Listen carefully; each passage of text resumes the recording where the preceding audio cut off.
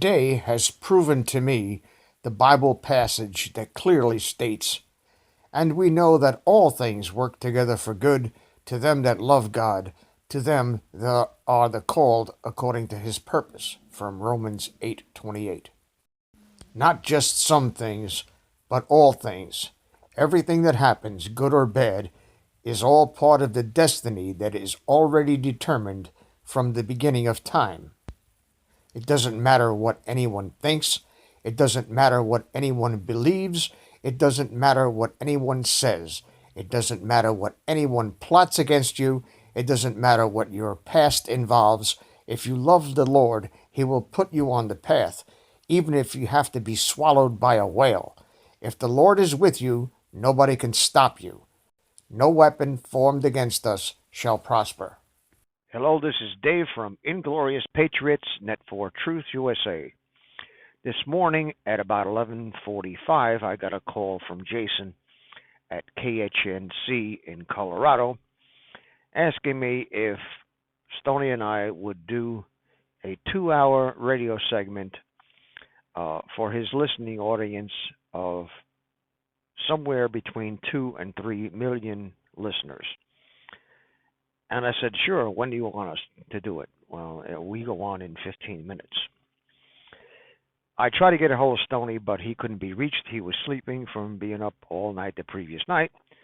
So Jason and I did a bang-up radio program that you will hear after I get finished editing it, and I'm going to put it at the end, right after this.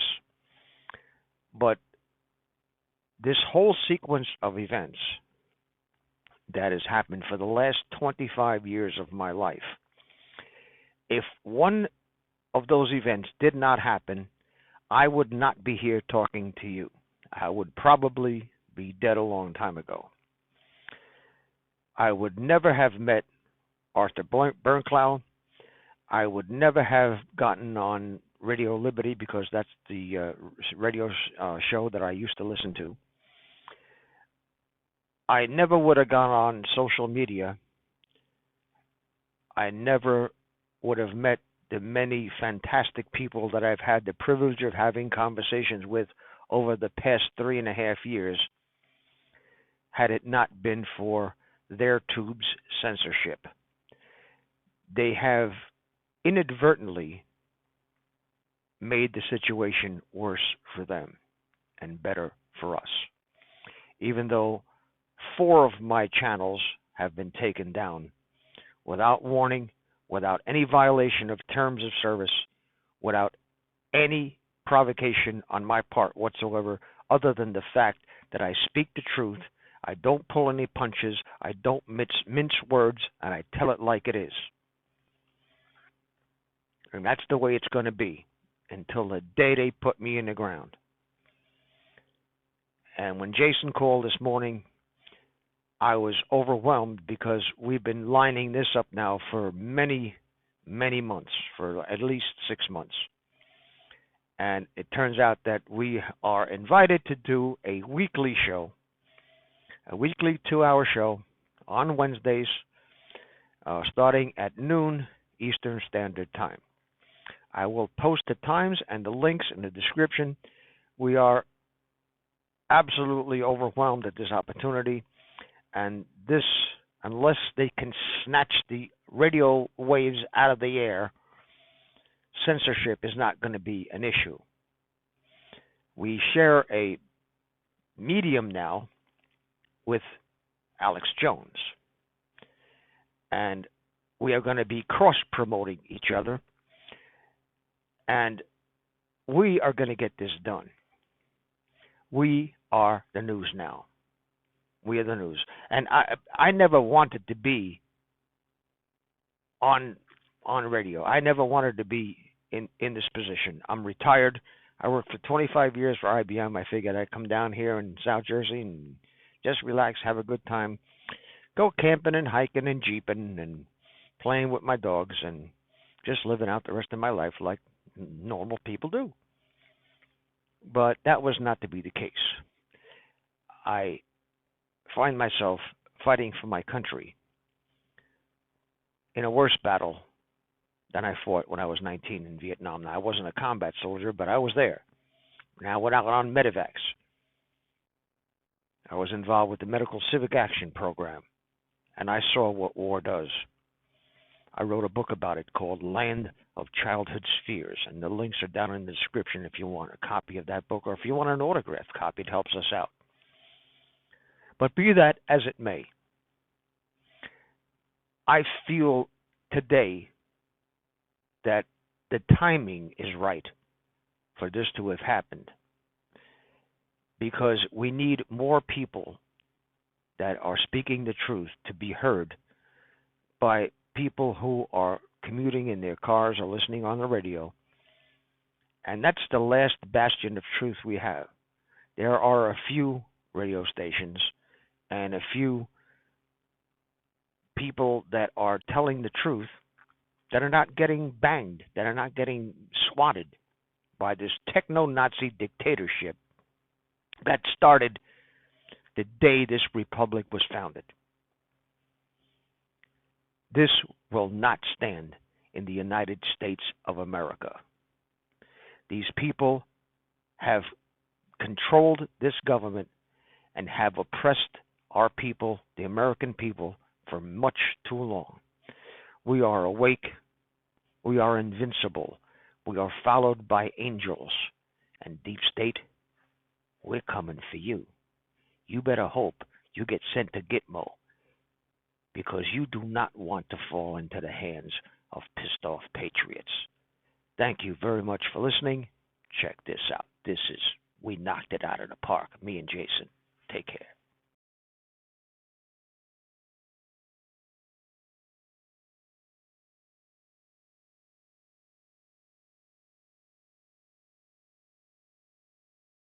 Welcome, welcome. This is the Open Forum Wednesday. I am a guest host, Jason, here at KHNC. Have a little bit of an announcement. Paul Martin and Dave Hodges have stepped away from the Open Forum. They won't be doing the Wednesday show anymore. So what we do around here, which is what's really great about the Open Forum, is it's next man up. We just simply grab somebody else and we'll put them in place. I don't know if the guy that we're going to have on the air today and his partner, if he comes on, if they're going to be our Wednesday hosts, but they get their shot today. It's Dave. I'll let him introduce himself here in a minute. His partner Stony. Well, if he's able to join us today, we'll have him on. But that's what we like to do here with the Open Forum. We have lots of different opinions, lots of different guests with different views. So, Dave, I'm gonna bring you in. Why don't you give yourself a little introduction of who you are and what you do? Thank you, Jason. My name is Dave Trent. I go back quite a ways. I was a cryptographic system specialist in the U.S. Air Force from 1969 to 1973. My background of loving my country goes back a long time, since I was a scout, since I was an Eagle Scout. Later became a scout leader, member of Shashuga Lodge, vigil member of the Order of the Arrow, Wood Badger, NE327. Worked for law enforcement undercover on and off for many, many years. Put people in prison for drug abuse. Busted child trafficking rings up in New York State, in a little thing I call the abandoned farmhouse. And busted psychiatrists, defrauding Medicare, the whole 9 yards. So my background goes back quite a way. I'm also a JFK assassination researcher, as is my partner Stony Stone. And we've been doing a YouTube channel that has been shut down 4 times because I tell the truth. I tell it like it is. I don't pull any punches. I don't mince any words.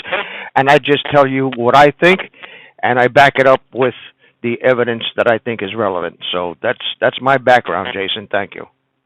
Excellent, Dave. And I'll have to adjust your phone. Your phone is so good. I meant my system's having trouble, but we'll adjust that. So if you're having trouble hearing some of what Dave's saying, I'll get that fixed on the break. But yeah, so just to let people know about the Open Forum guys, the guys we brought on, they've either come in and introduced themselves to us. With Dave here, he's been calling about every 4 to 6 weeks and just saying, hey, man, I would love to do some radio for you guys. And I just told him there really wasn't a slot open. We got changes on the horizon with the sale of the radio station. I just told him to be patient. very tenacious, Dave. I really like the fact that you just check in and we talk a little bit.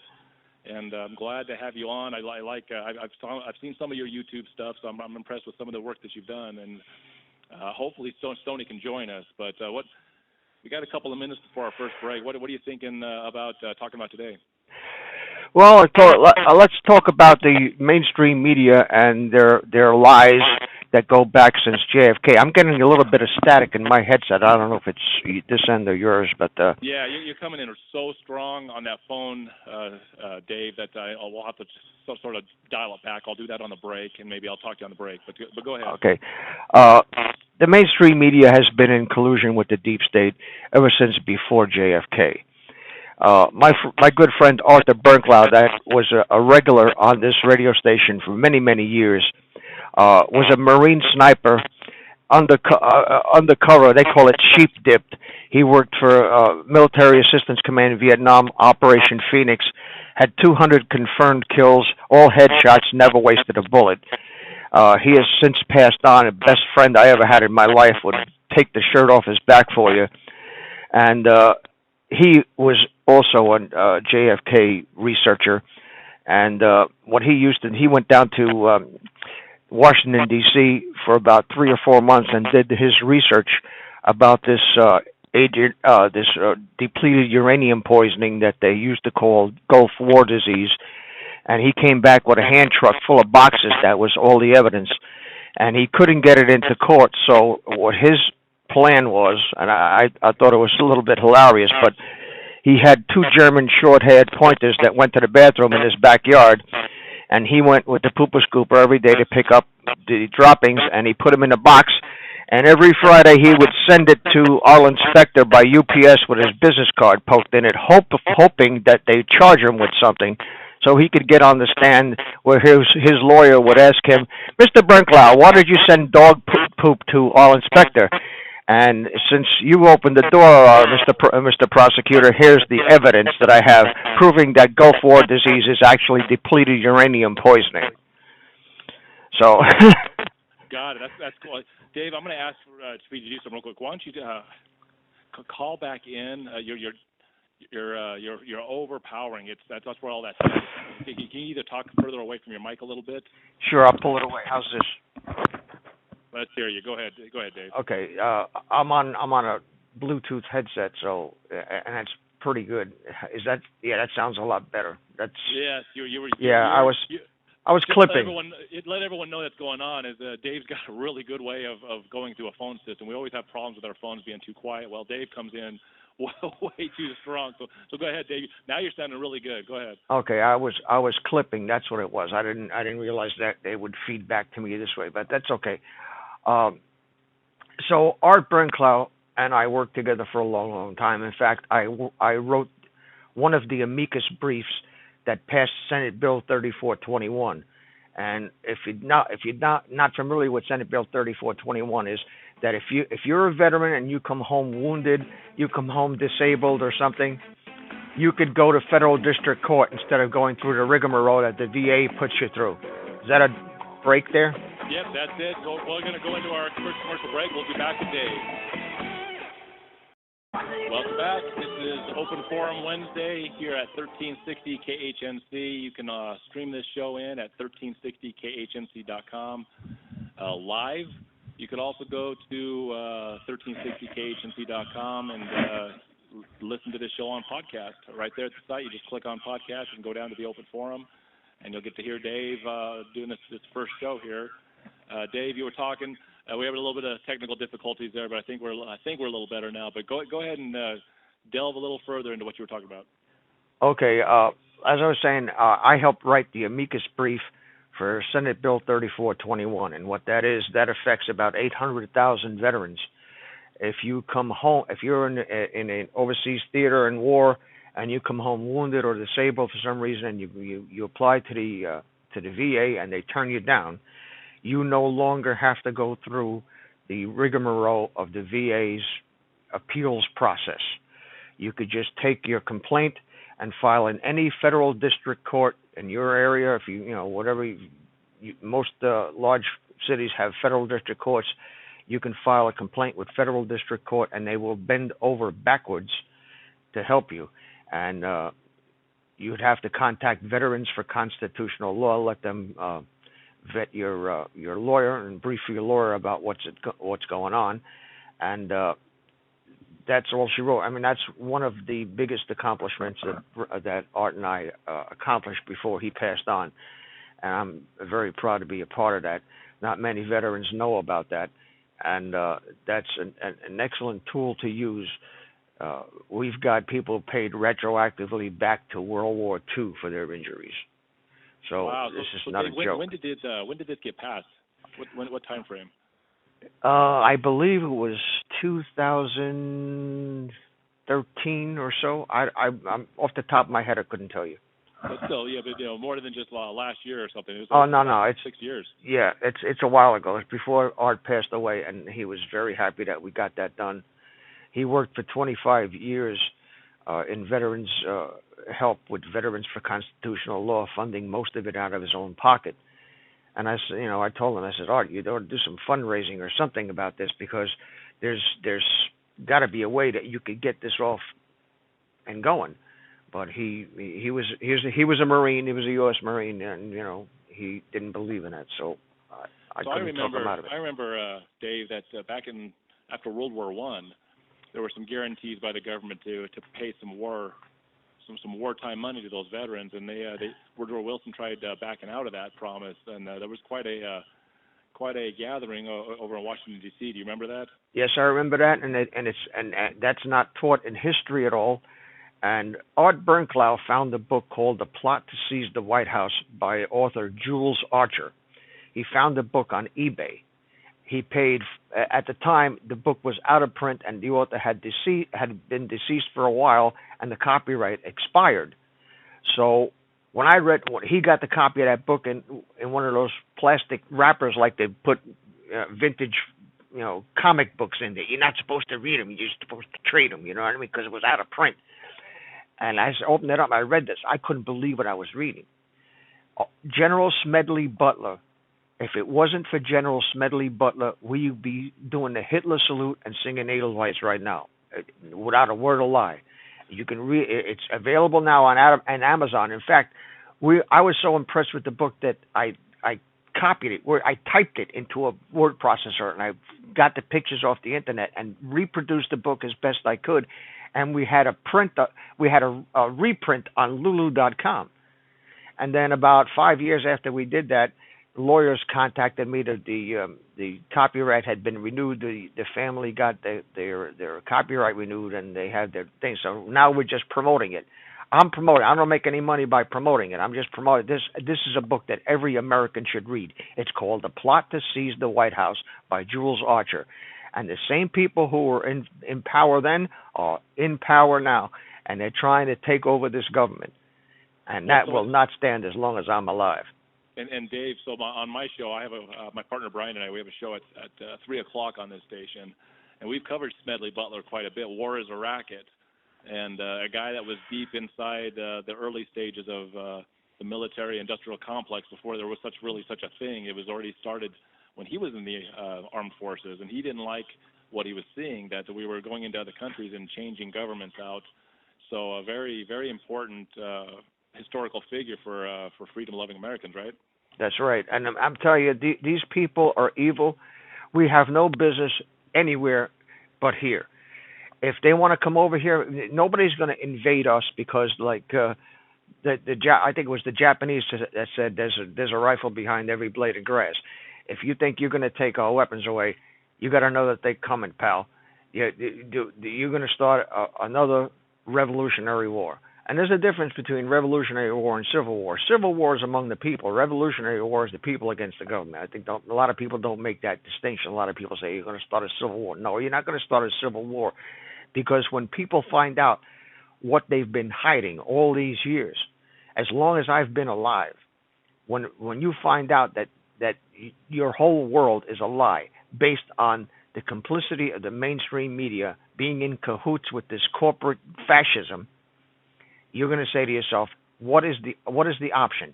They're trying to take our First Amendment away. My YouTube channels were taken down 4 times because I speak the truth. I tell it like it is. I don't mince any words. And if you don't like it, you don't have to watch. Well, and Dave, I was hearing you talk about Civil War versus Revolutionary War. And we have quite a few people on the station, hosts, that kind of preach that we're either in or we're going to enter a civil war. But listening to you, it sounds like you're more of the opinion that if there is such a thing, it's going to be more of a revolutionary war, not a civil war. Is that what I'm hearing? Yeah, that's exactly what you're hearing, because you have a couple of months ago, Barack Obama was over in Berlin talking about deep fakes, and that's how they can digitally manipulate a video. If you ever seen the movie Avatar, if you took that movie Avatar, which was published within, I don't know, the last 8 or 9 years, and took that back into the 1960s and put that in movie theaters, people would go crazy thinking that this was real because it's so realistic. The same thing can be done with video files, but you can't do it with VHS.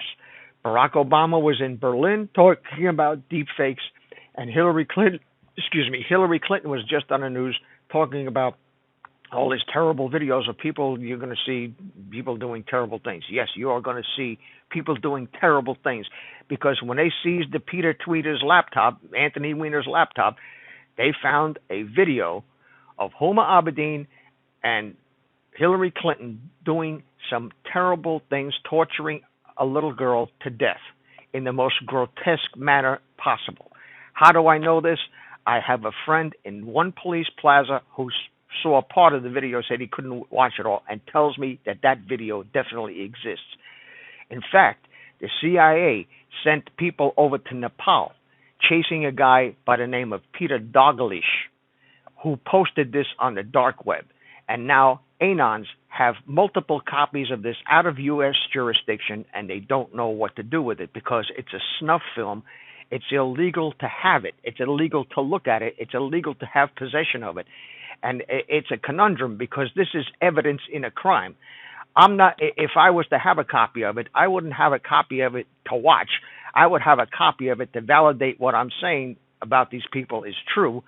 Evidence of a crime. It's illegal. It's a life sentence to have a snuff film. You understand? So you're stuck between a rock and a hard place. If I have the evidence, I can't go to the FBI and say, "Hey, I got a copy of the thing." They already have it. What they're waiting on, I don't know. Because if this was to drop, the first thing that Hillary and all her people are going to say is, "It's a deep fake. It's a digitally manipulated video." Okay. And how come?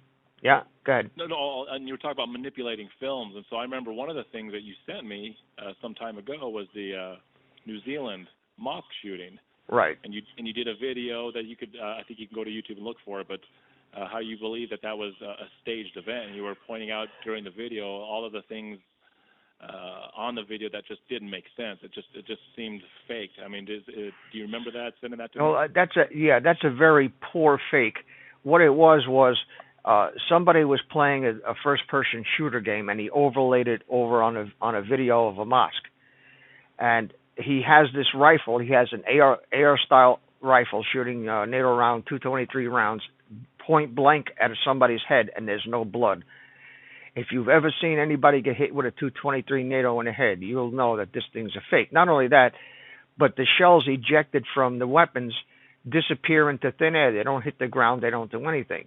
And then after the whole film is finished, he gets into his car and cocks the shotgun that he used to allegedly kill people, points it at the windshield of his car and fires it, and nothing happens to the window. So it's absolutely, totally a fake. But they outlawed the video in New Zealand, trying to give it credibility. Oh, if you have this video, we're going to put you 10 years in prison. Okay. Well, the video is a fake. The moment I tried to put that video on YouTube with my critique of it.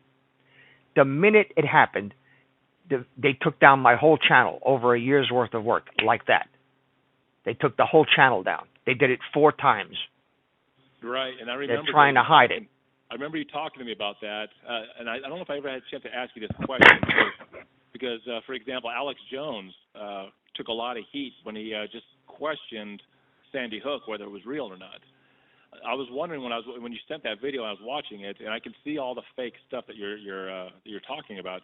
Is it possible that someone took an actual shooting video and made it look fake, so guys like you could see that it's fake and say that it's fake, but it actually did happen, so that they can get you in an aha moment? Hey, it did happen. There's actually footage of it, and they can prove you wrong. Well, Do you think it's that deep?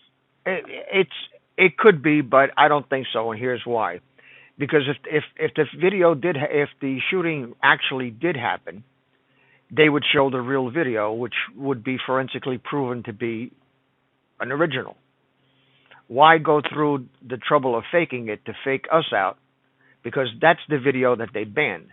And the proof of that is I have a live screen video of them doing it, because I knew they were going to do something to that video. I knew they were going to either knock the video down or knock my channel down.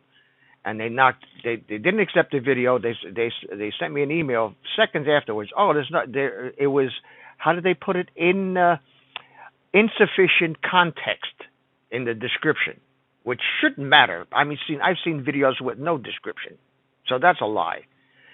They started this after the 2016 election, when they knew that social media was a force to be reckoned with.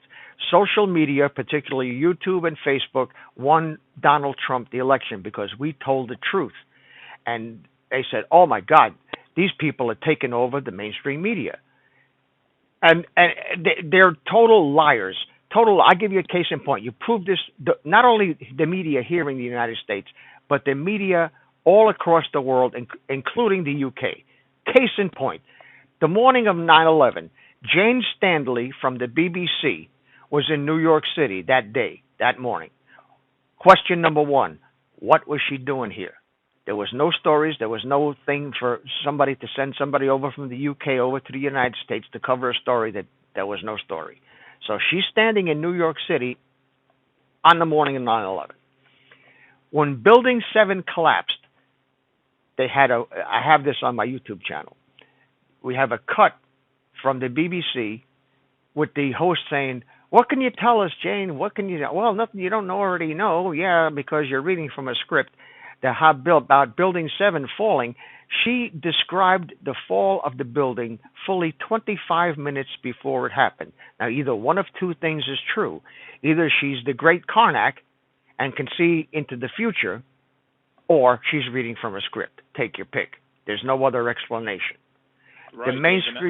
The mainstream media has been scripted forever. Everything that you watch on the mainstream media, no matter what it is, it's all lies. It's theater. It's nothing more than theater. It's a total BS story from beginning to end. Excellent, Dave. We're coming into our halftime break, folks. We're going to have a 3-minute commercial break. We'll be right back with more of Dave when we return. All right, welcome back. This is the Open Forum Wednesday. I'm your guest host, Jason. I have a guest host, David Frent, who has been just throwing some really good content on the air here with us today. We are getting some calls. We know there's people that like Dave Hodges and Paul Martin. The radio station is here to build a listening audience, and Dave Hodges has many people that like to listen to his content, but nobody that's on this station is bigger than the station, and sometimes there's disagreements among parties. We're just not going to put up with anything that we don't like, and if there's a disagreement, then we will move to the next host. Could be Dave Frent and his partner Stony. Stony hasn't been able to call in because this was a last-minute thing we put together. We didn't know Paul and Dave were going to leave us until 10 minutes before the show started. So this is what we were able to come up with 10 minutes, which I think Dave Frent has come up with some outstanding content. I think we're going to open up the phone lines. If you guys want to know more about Dave Frent and Stony, we're going to open the phone lines maybe on the next segment, and you guys can just bring some. I mean, Dave, it sounds like you know a lot about what's going on. You definitely have the type of things our listeners want to hear, and I would love for the listeners to throw a few things at you here a little later in the show. But go ahead. You were doing good coming into the break. Okay, well, like you say, the mainstream media has been behind all this for a long, long time, and we are an existential threat to the mainstream media. In fact, at one point, I had more listeners than CNN, and Stony definitely has more listeners than CNN. And Excellent. they try to demonetize us to try to disincentivize us from posting our content. I mean, if you don't make any money, what's the sense in spending 18-hour days? Well, I'll tell you. If I don't do my part in this, and everybody who can doesn't do their part in this, when the country falls, it's going to be on them. It's like the Bible says, I am the watchman. If I sound the alarm and people fall, it's not on me. But if I don't sound the alarm and people fall, then their blood is going to be on my hands, and I don't want to have to answer to that allegation when I shuffle off this mortal coil. So I'm not doing this for the money. The money helps. I'm doing 18-hour days here, and they can sit up there in their little niches up there and talking about how they're going to take over the country, and with one push of a button, they can destroy literally 3-4 years of work. And not only do they, when they do that, I want to make this clear to the audience. When they do this, they're not only violating my right to speak, they're violating your right to listen. Everybody who listens to a broadcast or a social media channel that has been taken down solely because of their political content should file a lawsuit against Google and sue the hell out of them. Sue them out of existence, because you can either be one of two things. Either you're a platform or you're a publisher. If you're a publisher, you have editorial control, and therefore you are responsible for the content that is on your platform, on your venue. But if you're a platform, you're just providing the town square, so to speak. You're providing the space for people to air their views. And people who don't want to hear your views don't have to listen. But they're trying to censor us, which tells you we're over the target. I fly so close to the target that I'm on my 5th fighter jet with YouTube, with Google. And my channel is Inglorious Patriots. I also have net4 Truth USA 2 Patriot channel. Those are my two on YouTube. And the other one is BitChute.com/net4 Truth USA. Go to any one of those. Subscribe to all of them, because tomorrow they could take me off the air. When I post this thing, they're going to take me. They're going to hassle me. Notice. Dave, hit those up again, because sometimes people can't write as fast as you're talking. So what are the 3 places they can find you again? Okay, the 2 YouTube channels are. The first one is Inglorious Patriots, and the second one is net4 Truth USA 2 Patriot channel. And on BitChute, it's BitChute.com/net4 Truth USA. And Stony Stone is got his own channel. I'll let him, if he comes in, I don't even know if he could say, because you can't make this shite up news on YouTube. But they're definitely trying. The metal. Well, Dave, let me jump in real quick. I was Sure. going to back up what you were saying about your rights, and I know that there's people out there that are thinking, well, wait a minute, Facebook and YouTube, and these are private companies, and they should be able to put whatever they want on their private company sites. And here's what I say about that, and this is very clearly it's in record that these companies get subsidies from the government. And if a private company is getting subsidies from the government, then I don't believe they have the ability to censor anything on their site, because if taxpayer money is helping them float their gigantic businesses, then they should not censor anything. They should not have the ability. I mean, I can understand decency standards maybe, but I'm thinking that's not why they were getting rid of your YouTube channels, right? Right. It has nothing to do with decency. It's the fact that I'm a conservative and I tell the truth and I fly over the target. And the argument about being a private company, let me tell you something about Facebook. Facebook started out as a DARPA project called LifeLog.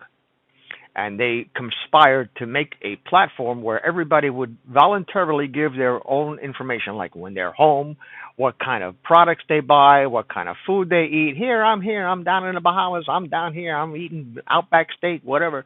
And their vanity would be their downfall, because they're voluntarily posting all this information that's none of anybody's business.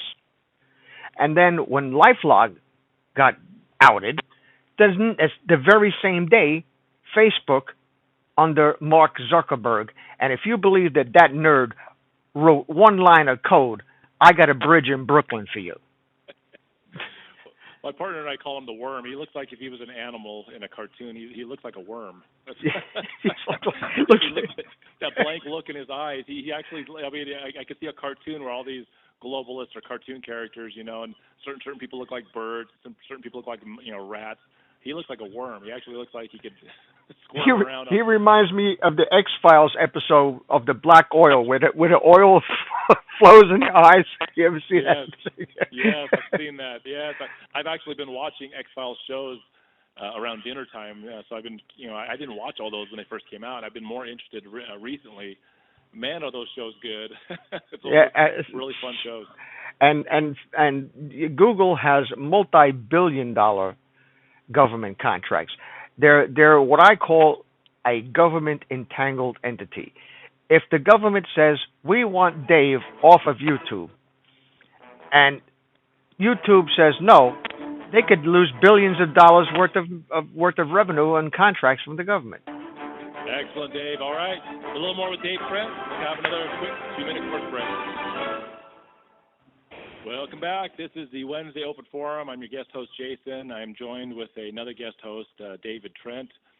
The Open Forum Wednesday, which has been Dave Hodges and Paul Martin, that show has gone away. They've decided to leave the air, and so we'll be putting something. We've got lots of options, but right now, number one is Dave Trent, and you've got a partner, Stony, Dave, and I know he's not here, but if you can give us a few tidbits, because we don't know if he's going to be able to make it to the show today or not, but tell us about your partner a little bit. Oh, I met Stony Stone when they shut down my first YouTube channel. He lives out in Rockford, Illinois, and he's the president of a big motorcycle club. And he has been doing research on the deep state and on the Illuminati for many, many years. He's got archived stuff like you would not believe. He's got stuff that he's afraid to drop because even if they knew he had it. And basically, what Stoney and I have done is we set up a bunch of dead man switches so that if anything happens to us, you know, c'est la vie, as they say. One of those dead man switches is a lot of information that he has on the JFK assassination that nobody knows. Nobody knows. How we got it, I don't know. I'll have to let him tell you. But he drove out to South Jersey, where I live, from Rockford, Illinois, and he spent 4 days with me here. And we spoke to the real anons, the overseas ones, on an encrypted line, where nobody could listen and nobody could decrypt anything. And I'm going to get to this decryption thing in a minute. And we found out a whole bunch of stuff that the public really doesn't know. Okay, so it's all going to come out, but it has to be in dribs and drabs, because if these people would all of a sudden wake up, we don't know what the consequences might be. And right. Well, a lot of people that are on like an open forum show like this, there's always a little bit of paranoia. You know, we've seen what happened to people like John F. Kennedy that stand up to those that are in charge. You know, the elites, the bankers, those that pull all the levers and make all the decisions. So I can totally understand that. We've got many people that call in anonymously just to let us know things that they've heard. Same thing with Alex Jones. Alex Jones has been doing this for a long time. He takes in the information. Sometimes it's garbage and you kind of have to get rid of it. But other times there's people out there that hear and talk to people, and they have very solid information about what's actually going on. Well, it's like anything else. There's patriots and there's patriots with a Y. Some people do it for the money. Some people do it for their country. I took an oath in 1969 to defend my country from all enemies, foreign and domestic, and nobody has relieved me of that oath, nor would I be relieved of it if it was possible. So that's why I do this. And we have an existential threat in a company called Google, and I'll tell you why. They just acquired a big D-Wave computer. I don't know if anybody is familiar. You can look this up. A D-Wave computer is called a quantum computer. It works much more differently than anything that you've ever seen. And this thing is so powerful, it could do 200 years worth of calculations that a supercomputer would take 200 years to do in about 200 seconds. That means all your encryption, all your data encryption, all the stuff that you send over the internet that has to do with your bank accounts and all this SSL technology is out the window because the encryption can be broken. The thing with encryption is it's possible to break it. The only thing is that keeps it viable is that it takes so much time for a standard computer, even a supercomputer, to break it, that by the time you broke it, it's useless. It's like military intelligence. If you have a troop movement that's going to happen tomorrow, and you send out this encrypted message to all the troops to when to be and where to go and how much to take and all of that stuff, and it's intercepted by the enemy, now they're going to try to decrypt it like the German code. Okay, if you can decrypt it before the troops get there, then you're screwed. But if you decrypt it 10 years after the troops already done what they're going to do, the encryption and the security clearance and the security level of classification is no longer valid because it's already been done. And that's what bugs me about the JFK thing, because this stuff has been classified since it happened. Why classify it? This is a murder. The 9/11 was the wholesale murder of 3,000 people, and it wasn't done by Osama bin Laden sitting in a cave on a cell phone and a laptop. Osama bin Laden died 10 years before Barack Hussein Obama said justice has been done. He died of kidney failure. He's dragging a dialysis machine around and meeting with the CIA. So that's a lie. That's a bold-faced lie. Yeah, well, and Osama bin Laden actually got care at a U.S. military hospital in what was it? Correct. Which Middle Eastern country, right? And right. that was when he was already on our number one wanted list. Yeah, they create a boogeyman to distract you from the facts.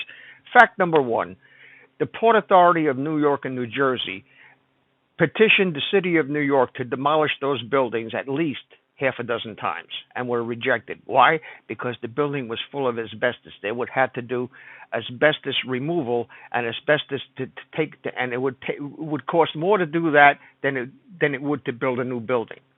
That's fact number one. Fact number two: the unions had those buildings by the short hairs.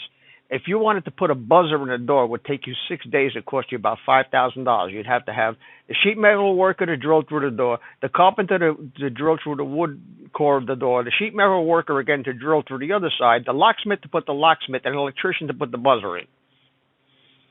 I know. I worked in those buildings for 15 years. I worked for IBM for 15 years.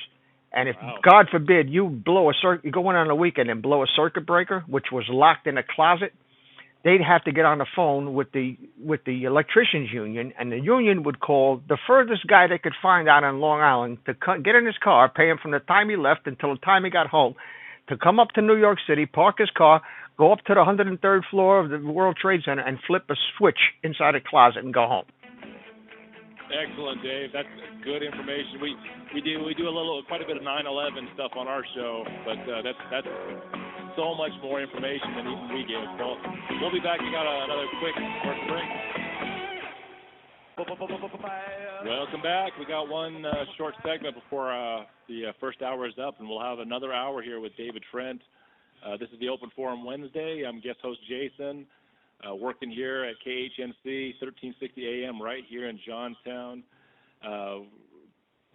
Dave Trent was on short notice, was able to jump on the air with me, and instead of doing some sort of a replay or old show, we got some good stuff, and Dave's got a lot of information. Really works well with what we put on the open forum. So Dave, you were talking about 9/11.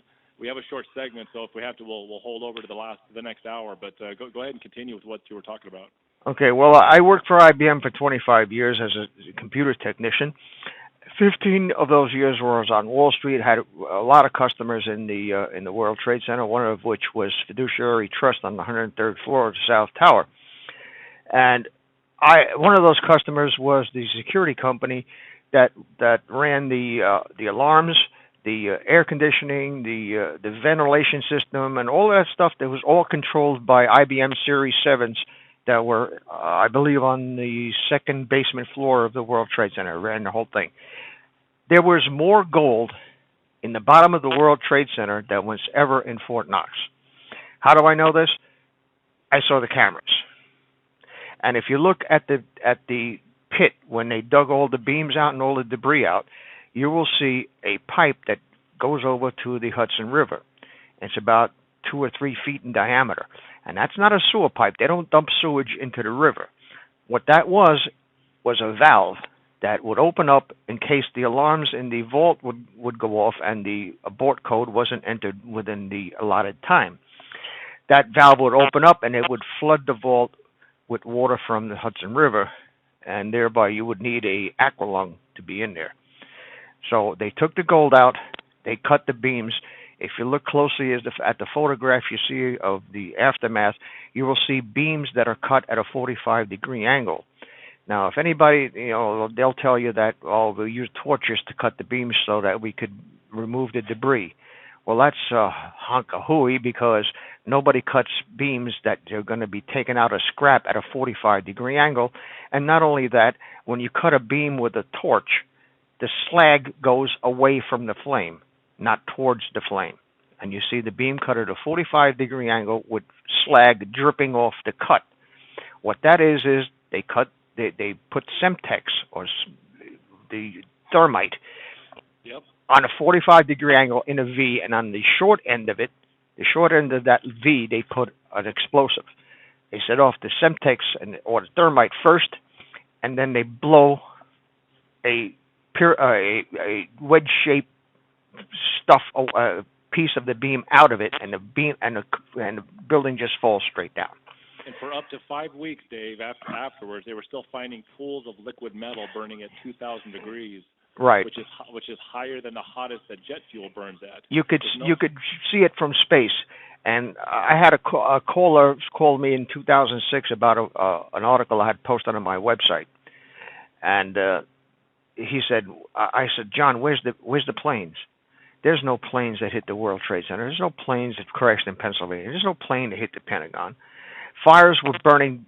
Molten steel was dripping out of those buildings and was visible from space. In fact, the dogs had to wear special boots, the cadaver dogs, because the ground was so hot months after this happened. Months. Excellent, Dave. Well, we're finishing up the first hour. We got one more hour with David Friend on the Open Forum Wednesday. Stay tuned. We'll be right back after a little bit of news. This is the second hour of the Open Forum. I'm joined with guest host David Friend. And we're going to go a little more further into 9/11. I guess I caught you at the wrong time. As soon as I turned you on, were you having a problem with your dog or something? No, the dogs just barked. The neighbor came over. That's okay. That always happens. Okay, all right, no problem. So we were talking 9/11 on coming into the end of the first hour, and you were covering a lot of points, stuff that we had covered on our show, myself and my co-host Brian on our 3 o'clock show, and then you were bringing much more because you're actually in that area. You've been around those buildings, and some of the the information, the things that you've known about the buildings is fascinating. What else were you? Where else were you going to go with that? Well, I was there when those buildings were built in the early 70s, and when Lindsay was mayor, and a lot of people don't know this, but those buildings displaced a whole community of stores that was collectively known as Radio Row. They used to sell military surplus equipment, and I'm a ham radio operator. I've been a ham radio operator since '67, and that's where I used to go to get all my parts and tubes and transformers and whatnot. And when they built those buildings, those businesses scattered. They went all over the place, and that we used to make jokes about it. Maybe we'd knock the thing down and make a bridge over to Jersey, but. Those buildings had more gold in them than Fort Knox ever had. Down the street is the Federal Reserve Bank on Maiden Lane, and they couldn't crash any planes into those buildings because it's built out of granite stone that's about 3 feet thick, and it's incredible.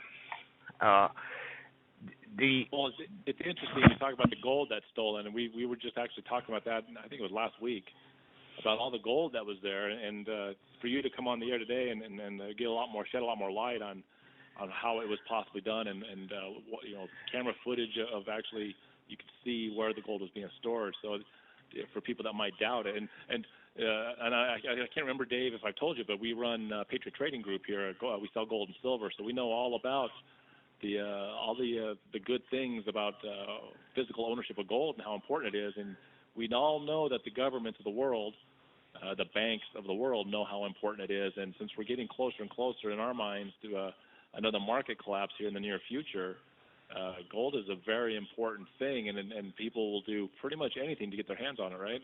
Yep. Well, gold is the only real money. Gold and precious metals are the only real money. The only reason that the dollar bills that you have in your pocket are worth anything is because the fool you're handing them to thinks it's worth something. It's what they call fiat currency. And then now you have people trading in Bitcoin and electronic funds, which is fiat currency without the paper. I mean, if you have $10,000 in the bank, and when you log on to your account tomorrow, it's gone, you have a physical brick and mortar building and a human being you can talk to and say, hey, where's my money? But if you got $10,000 in Bitcoin or the other electronic currencies, and tomorrow you log on to your account and it's gone, who are you going to go to? Satoshi? It's gone. And they even warn you when you put the app on your phone. If you lose your phone, you lost it. You can't. Wow. Yeah. So I believe that fiat currency is just the paper money exchange for Bitcoin. I think it's a ruse. It has to be run by the deep state, because nobody would put their faith in something that's so nebulous and so complicated. Well, I'll say, well, it's spread around the world. Everybody's got a copy of the ledger. Well, I don't care. This doesn't strike any sense into my head that somebody would trade money that you can go and buy in a store for something that, it's a good investment if you can get in and get out like anything else.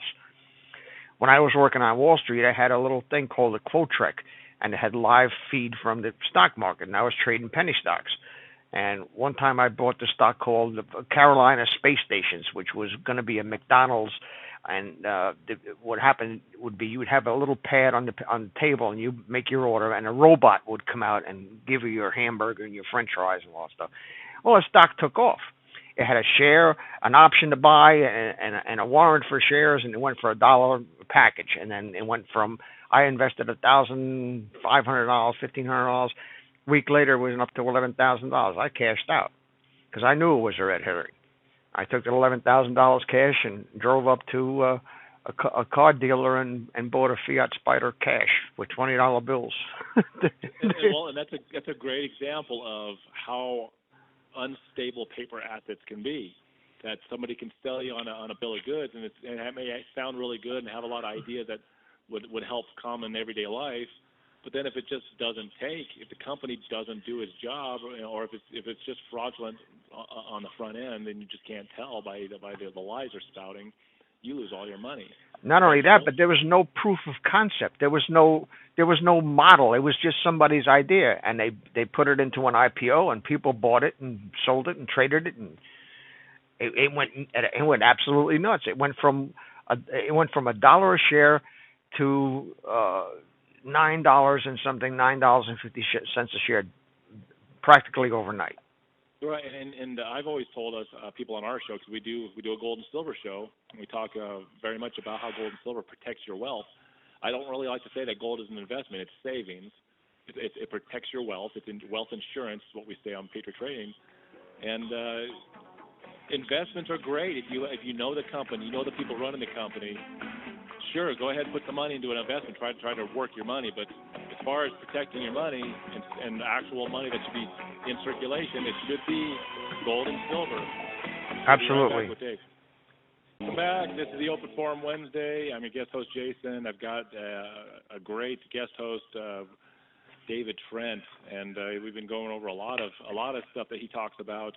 And Dave, I wanted you to one more time. We had a couple of calls that came in that wanted to to very slowly the 3 places where they could find you. They immediately wanted to know where to find and listen to your material. So go over those again with so they can slowly write them. All right, my main YouTube channel is Inglorious Patriots. And they wanted you to spell it, I guess. So all right, all right, Inglorious, INGLORIOUS, just like the movie, Inglorious Bees or Inglorious Patriots. And the next one, the backup channel, is NET 4 Truth USA 2 Patriot channel. That's the 2 on YouTube. The one on BitChute is BitChute, BitChute.com/net 4 Truth USA. Excellent. And just to go over one more time, IngloriousFatriots.com, is that the first one? No, not .com. It's just Inglorious Patriots on YouTube. Go to YouTube and search for Inglorious Patriots or on YouTube on net 4 Truth USA 2 Patriot channel on YouTube. And the one on BitChute is www.bitchute.com/net 4 Truth USA. Awesome, and that's where you can find David Frent. And I've seen a few of his videos. Sometimes he sends them to me, and I did see the New Zealand shooting. He sent that to me because that's a anytime there's a mass shooting, if someone's got a video of it, obviously it's going to be quite a thing to see. But he goes over the version I saw with you, Dave, narrating what actually happened. It makes you really question what we're really looking at and what's going on, and it's very questionable what I was seeing in that video. Yep, it's incredible the lies that we've been told, and the mainstream media, they're pathological liars. And I'll give you an example: Anderson Cooper kneeling in a puddle, saying how deep the water is, and the people walking on the sidewalk behind them barely getting their shoes wet. So why do these people lie? They're habituated into lying. That's what they do. They don't know how to do anything else. And they've been conditioned this way forever, since the mainstream media, at least since JFK and before, because nobody should trust anything they say anymore, because it's provable fact that they lied. Bullets do not do zigzags like the magic bullet of our inspector. That doesn't happen. It's physically impossible. So buildings do not fall down into their own footprint just because there's a pancake collapse. And if you have the CNN DVD that they memorialized 9/11 10 years after memorial, if you go through that DVD frame by frame, you will see that the plane that hit the South Tower goes completely through the building with its nose intact. How does that happen? Because this was a choreographed CGI computer-directed film that the guy screwed up. And not only that, the left wing of the plane goes behind the Bankers Trust building, which is a quarter of a mile down the street. This was an error in the editing of putting this video together on the fly to make people, to convince people that planes actually hit the building. Planes do not go through buildings, especially the World Trade Center.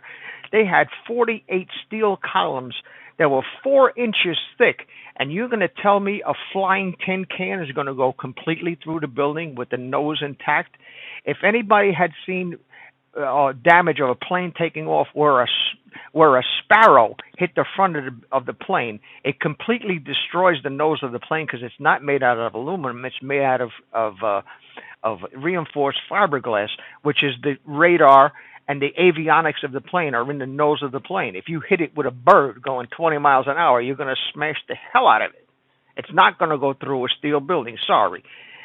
You can't. And not only that, but anybody who's ever chopped down a tree knows that when you chop down a tree, you're doing damage to one side of the tree where you're chopping. So which way does the tree fall? It falls in the direction of the cut if it's a straight up and down tree. You cannot have symmetrical collapse with asymmetrical damage. Does not happen. 3 times in a row. Only time it ever happened in history, never before, never since. That's interesting, Dave, because the 9/11 that we were talking about about a month or two ago. We actually went off the pretense that there was actually planes that hit the buildings, but it had nothing to do with the collapse of the buildings. But so you go farther with this, saying that this was choreographed and put on worldwide television as these planes hit, and there was not actually a plane that actually hit these buildings. That's correct. There's no planes that hit the buildings, and I tell you why. Because some of those people that were on those planes called their relatives. And at the time they called the relatives, the flight path of the plane was they were cruising somewhere above 15,000 feet, where you cannot have the cell conversation. In fact, in 2006, I took a tree jumper prop plane from LaGuardia Airport to fly to Philly, and as soon as the plane took off, I had no service on a modern day cell phone 6 years after the fact. So there's no way you can have a cell phone conversation on a plane. First of all, the towers are not focused, for planes flying above, 4,000 feet. And second of all, the handoff, because when you're on a cell phone, when you get out of range of one tower, the next tower picks it up. The handoff is too fast. A plane going 500 miles an hour cannot possibly hand off a cell phone conversation from one tower to the next. Third of all, that a plane that hits the World Trade Center, they figured out the speed. They did it. They looked at the film and they figured how fast this plane was going. Was flying way above its rated, speed at ground level. If they were flying at that speed at ground level, the wings would have blew off the plane a long time ago because of the friction of the air. That's why the planes fly 35,000 feet. The only way they can go 500 miles an hour is to have rarefied air. If you at that speed, it's like jumping into a pool. If you jump from the side of the pool, it's easy. If you jump from the high diving board, that's 30 feet, you better not be doing the belly whop. That hurts. It's like hitting any higher than that, it's like jumping onto a cement floor because the water is not going to give away that fast. It's just not possible. Right. So yeah, that definitely takes it a whole step further. That in 2001, I'm going to claim ignorance on this because I still have it in my mind that planes hit the buildings and then the buildings were self-destructed from the inside out. But I could see where in 2001 there was an advanced film that they could just show us the worldwide audience a fraudulent piece of video, and there's just so much to it. I mean, they're supposed to be victims from those plane crashes. I mean, who are those names? I guess then, right? Well, I believe the planes were landed and the people were dispatched. They were landed somewhere because they've had these plans. If you look at the Northwoods document, they proposed this shooting down of a plane and blame the Cubans. And they would switch the planes in mid-flight. They'd switch the transponder codes or however they did it. And Kennedy said no. There's no way I'm going to pull this false flag on the American people. And this is what they do. They lie. They make up stories. It's all Hollywood. It's all a big script. Nothing you can get from the mainstream media is anywhere near the facts. These people have been paid. They've been compromised. They're into some really satanic. If you would say to somebody who's never run across this so-called theory, if you tell them, they wouldn't believe it. And that's how they get away with it. They do things that are so terrible that normal people cannot wrap their head around it. They think you're a conspiracy theorist. They think you're a nut job. They think you've been smoking too much of that wacky tobacco, and they write you off. And they've been getting away with this since Abraham walked out of the land of Ur. They literally eat babies. And that's why EpiPens used to be $600. I don't know what they are now because I have a bee sting infection. I get my stuff from the VA. But EpiPens were going for $600. Why? Because when you leave the epinephrine in the pen and it expires and it gets oxidized from sunlight and from laying around too long, guess what it turns into? It turns into adrenochrome. Next best thing to walnut sauce. Wow. It's adrenochrome without the baby. So Dave, I'm gonna try to. We'll see if anybody wants to call in. I'm gonna put that phone number out there. If anyone is listening and is interested in what everything that Dave has to talk about, the number to call in and talk to us is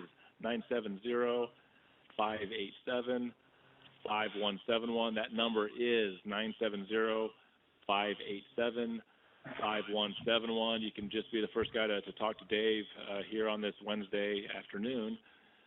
Something else, Dave, I was going to ask you, since we're talking conspiracy up and down. We've done some shows on the moon landing. Where are you on the moon landing? Did that actually happen, or is that all false too? Well, I believe it's false, by the way. Considering the technology of the day, we were still using slide rules at that time. They had digital computers that they had maybe a K of memory in it.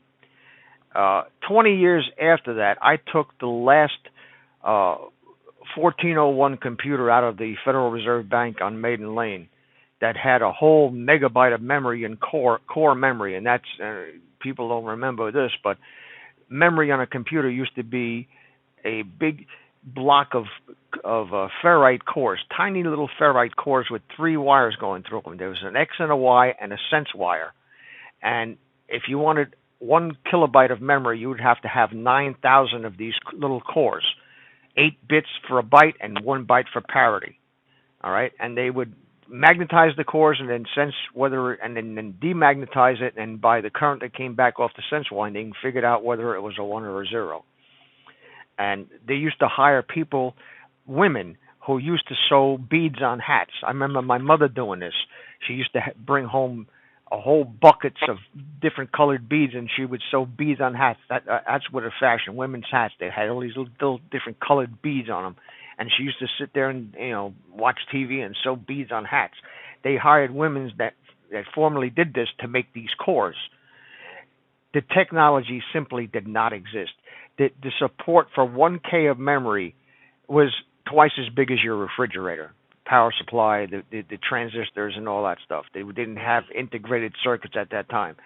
So doing calculations for the I believe it's a fake. What about Stanley? Do you think Stanley Kubrick actually filmed the footage of the fake moon landing? That I don't know. It's certainly possible, but I heard he was filming 2001 at the same time in, I think it was some part of maybe England or some part of Europe, and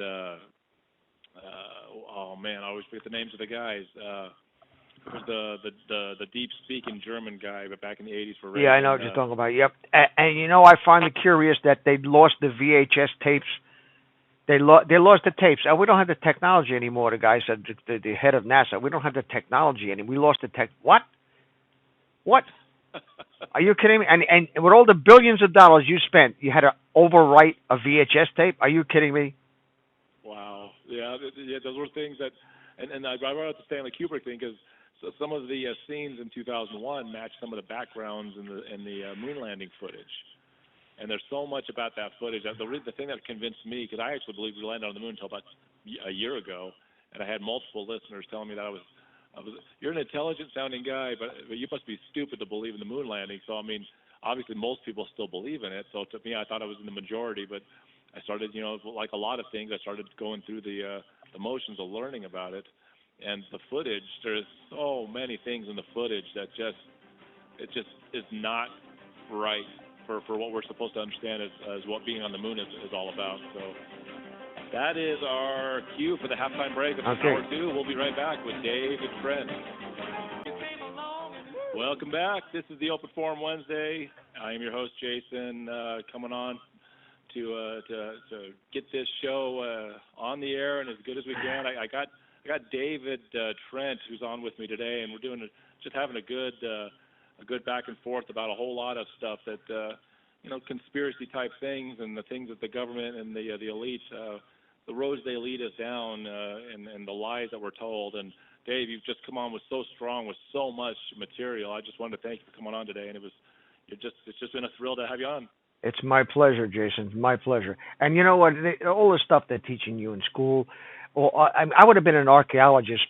The only thing I don't like to get my hands dirty, but even the pyramids, 2.5 million stones. You know how many? And they say, oh, it took 20 years to build.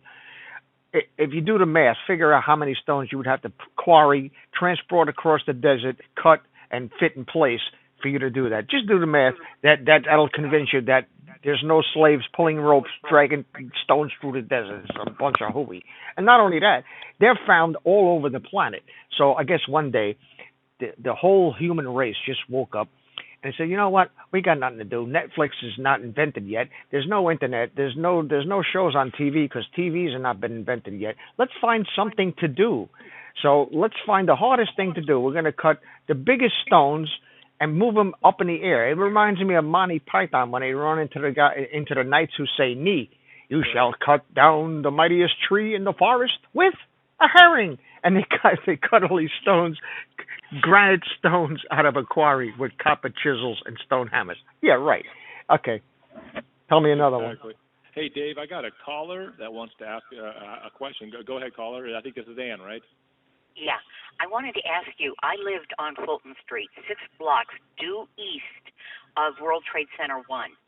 And I had been in World Trade Center 1 and 2 several times. I don't know how many times. My insurance agent was there.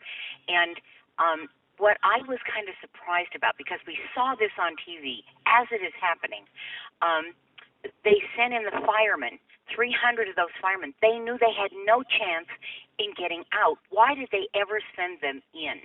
I know that's a small question, but it's just like as soon as that happened, I thought, why did they send them in? Because they knew they couldn't get out.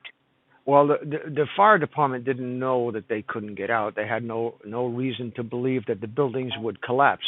The only people that knew that the buildings were going to collapse were the people who planned the demolition of the building months in advance, and Larry Silverstein, who bought those buildings 2 weeks before it happened and collected $7 billion in insurance company.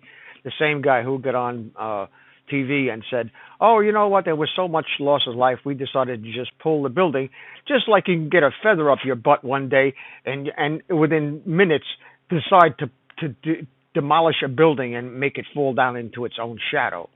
So the fire department are really heroes in this whole thing, and the people who planned the destruction of that building had no connection with the fire department. The fire department just going in and saving lives.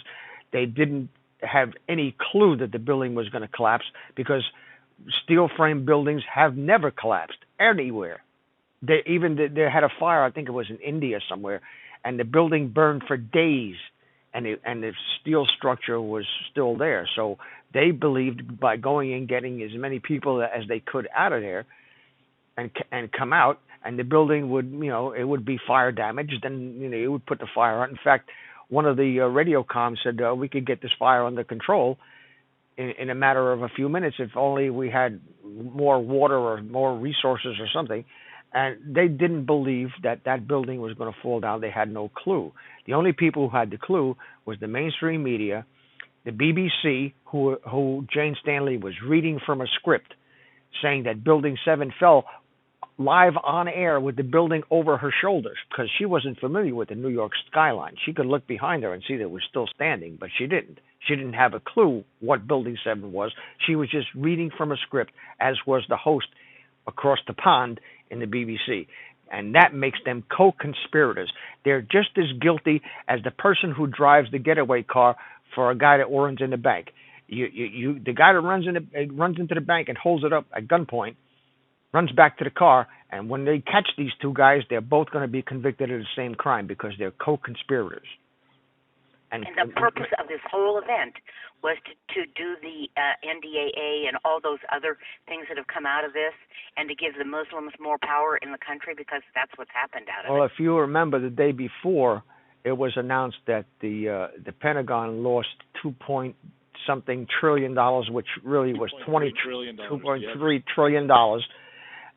I believe what happened was the Arabs were not taking dollars for oil anymore, and that's why they killed Gaddafi, because Gaddafi was minting dinars, and he was going to buy oil from Saudi Arabia, and Saudi Arabia said, no, we can't take your dollars anymore, but there was enough gold there to pay off a debt or something. There is a big conspiracy and a confluence of circumstances. Everybody made out except the 3,000 people that died. Evil doesn't need a reason.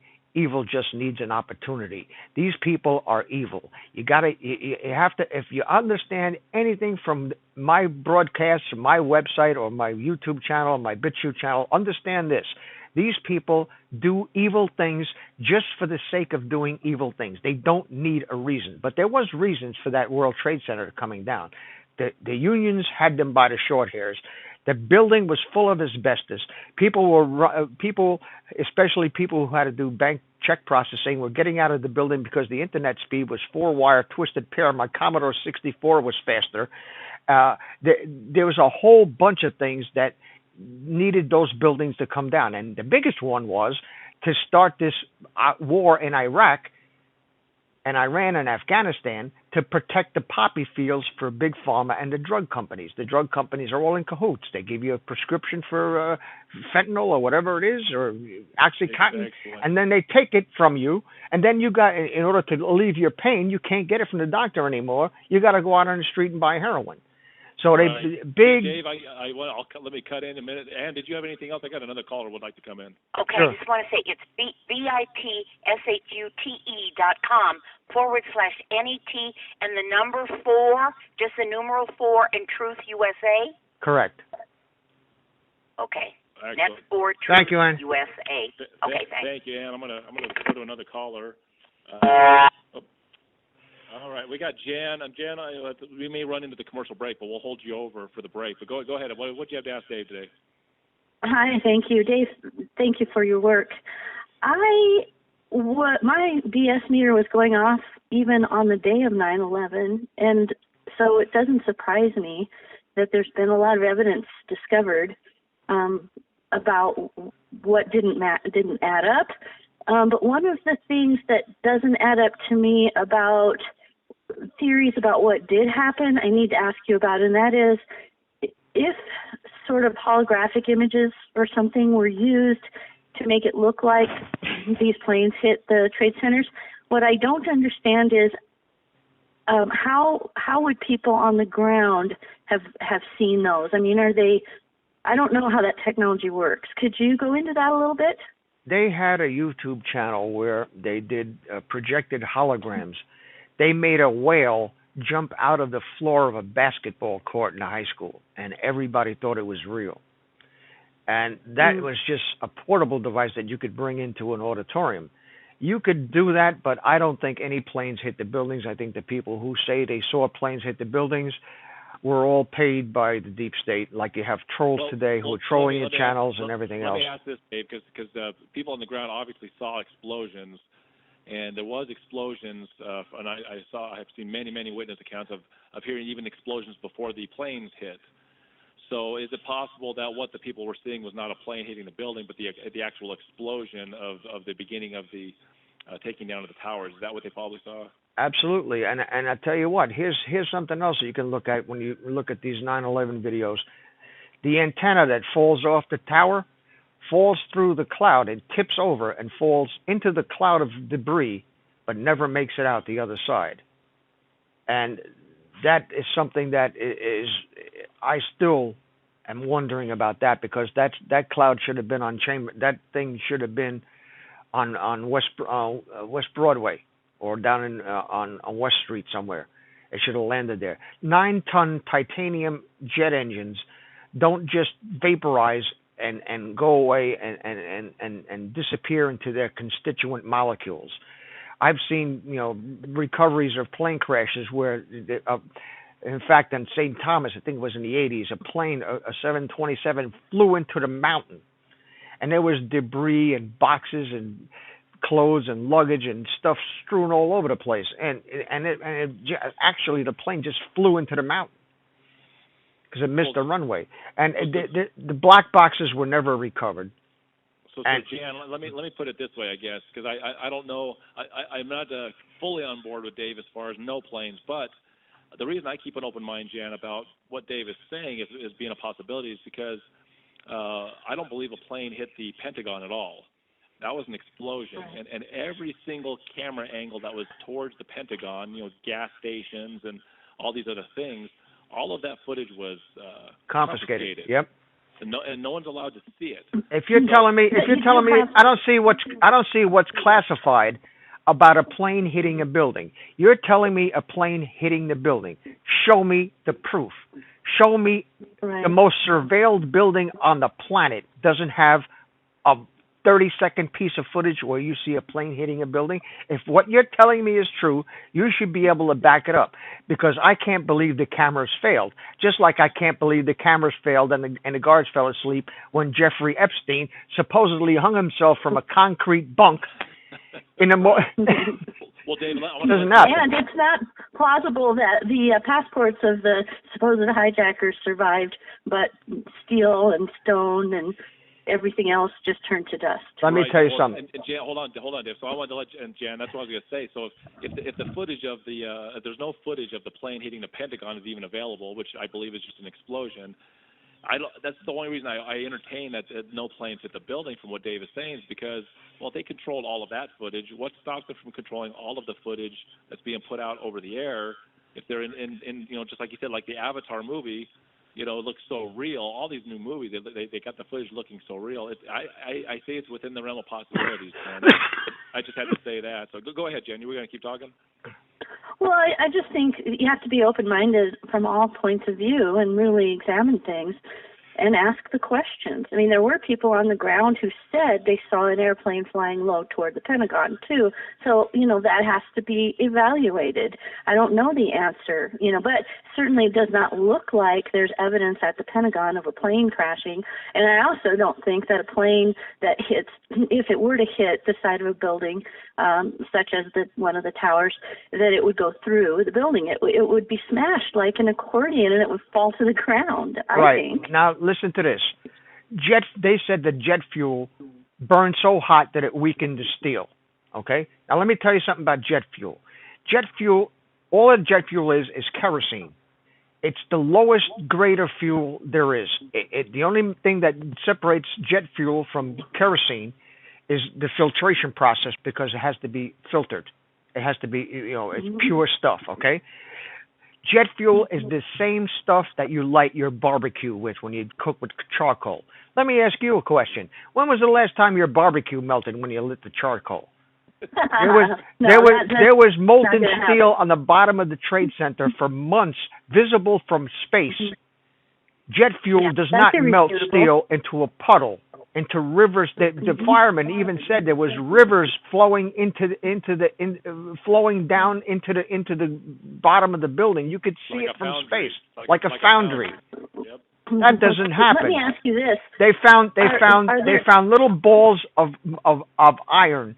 I forget what they call them. Right. That only happens when you blow something up with thermite. They found the explosives in the dust. Were there any reports of people calling out from the near floors where this damage happened, who left voicemails or spoke to people? Did they actually say, did the victims themselves say that a plane hit or came through the building, or that there was a big crashing sound, or did they only report fire? Not to my knowledge, but the one guy, I forget his name, who was a janitor and heard the explosions from the basement, all of a sudden I believe he was Arkansas-sided. He was speaking out on it and said he heard explosions way before the so-called planes hit the buildings, and he disappeared. He died. He got suicided. Not only that, people who are presenting evidence against the deep state. I exposed this back in November 15th of 2016. Loretta Lynch and Bill Clinton on the tarmac at Phoenix Airport. There is a recording. The pilot took the recording of a cabin recording out of the plane on a USB drive, and almost a year and a half later turned it into Reuters, of all places, and Reuters said they were going to protect him. The guy ended up committing suicide. And if you believe that, I have a bridge in Brooklyn. I'm in the process of hunting down that tape. The Anons have that recording somewhere. And if that ever hits, along with the Huma Abedin tape torturing a little girl, it's going to be all over for the deep state. It's going to be all over for them. We wrestle not against flesh and blood, so keep up the good fight. Thank you very much. I really appreciate it. God bless you. Thank you. Thank you, Jan. God bless you, too. Definitely call in anytime during the open forum, Jan. Thank you. Thank you, Ryan. All right, there you go, Wow. Dave. Couple of callers. We really knocked it out of the park today, I'm telling you. I actually missed one of the breaks because I had to pot it off for the music, but we'll be coming up on a break in about two minutes or so, and we'll have one more short segment after that, Dave. But I wanted to, man, it's a lot of stuff to think about. I got a lot of thanks for the 9/11 show that I did on 9/11, and I tried to push the credit away because what I did, I'm guessing you've watched the same film. I took a lot of what I did is I ran the section 2 from the first Zeitgeist documentary. I ran it, and I narrated. And I narrated the parts where there was text where he wasn't talking, like the big screen that they flashed for the myth, the 9/11 myth. And I was covering the different parts, where there was no voice, and I got such a huge response from that because a lot of that material, a lot of that evidence is very convincing. So when you came on with extra, more motive like the gold and more ideas that hey, was there even a plane that even hit these buildings? It was just great footage. Keep on going for a minute. I'm gonna grab another phone. All right, excellent. This whole 9 yards about 9/11 has been covered up, just like the JFK assassination was covered up, just like the Murrah building was covered up. If you believe they executed Timothy McVeigh, I don't think so. He was on death row with an appeal, and he told his lawyers, "Don't appeal, just stick a needle in my arm, let me go my way." I don't believe that. I believe he was a deep state operative, and that building that blew up, with the whole face of the building blown up like that out of a truck bomb parked on the street, I don't think so. That's not happening. Hey, Dave, I got another caller, Kevin. I think I got the name right, Kevin. Go ahead, Kevin. What's your question? I just had a quick comment. There's something that just always really rubbed me raw. I used to do a lot of fabrication, and I was a fleet mechanic, and I would have to periodically cut steel with a torch. I would try and cut a piece of steel with a torch, and I got concentrated heat on the thing. Kevin, let me interrupt you real quick, Kevin. We're going to have your question right at the very end, at the beginning of the next segment. Just hang on for All right. Last commercial break. Don't worry, be happy.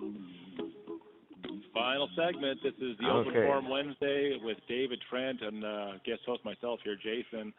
We had a caller. I keep pretty sure it's Kevin. I get my lines crossed in my head. Kevin, you had a question. Go ahead and re-ask that question so that Dave can give you a few minutes before we're done for the day. I was just piggybacking on your steel comment about the kerosene. I used to do fabrication and trades. I was a fleet mechanic, and every now and then I'd have to take an oxyacetylene torch and cut a piece of steel. And every single time I did, that used to really bother me about the whole, the kerosene melting the steel thing. I'm sitting there trying to cut this thing.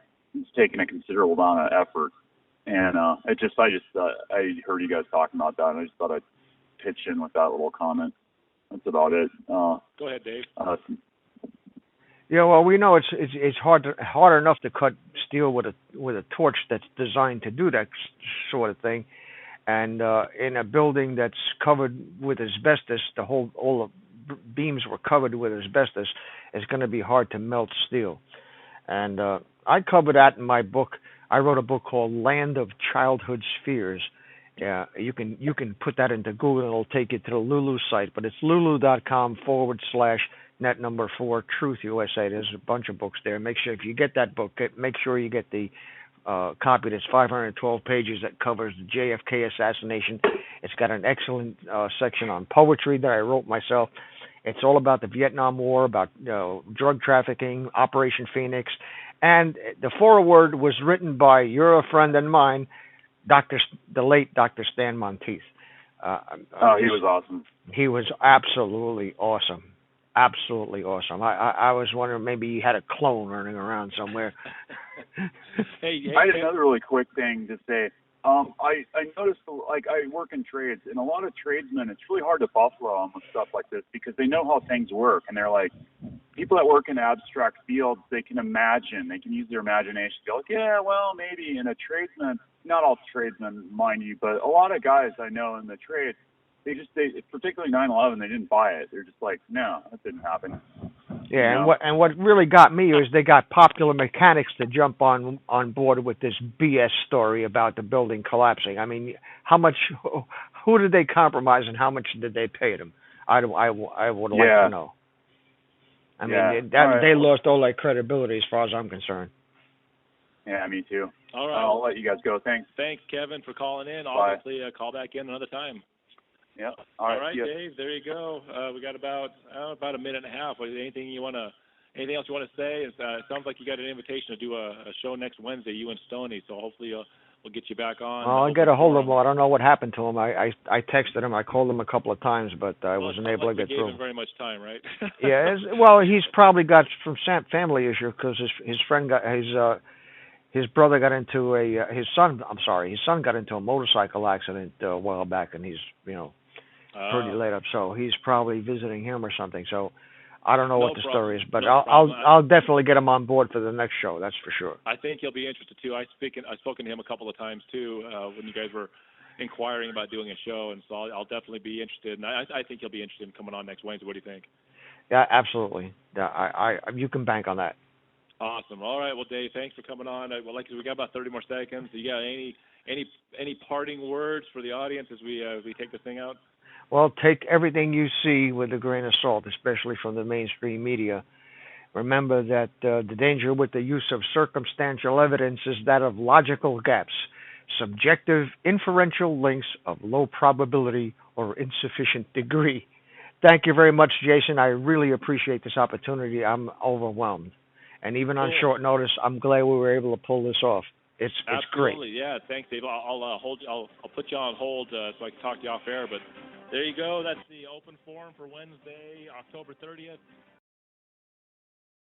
Please subscribe to our backup channels: Net4Truth USA 2 Patriot channel, BitChute.com/net4Truth USA, and drop.space/ Net4Truth USA.